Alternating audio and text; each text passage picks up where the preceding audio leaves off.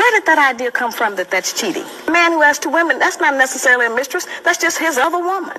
Now, we got two choices. We can be the woman or the other woman.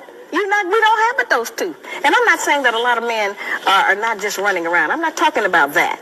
But if a woman finds out that her man has been with a woman while she's been with him for 3 or 4 or 5 years, that's a serious commitment and relationship.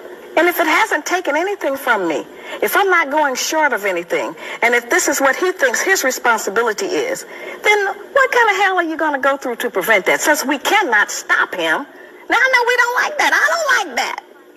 But that's the reality of our life at some point. But every man doesn't want two women, but those that do, they're going to do it. What about our morals and our religion? Whose religion? Whose morals? So whose idea are you representing when you stand up for those values?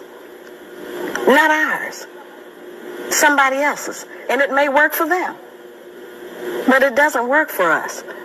It hasn't worked for anybody, really. But nobody wants to deal with the truth. Monogamy was only created because of the economics of it.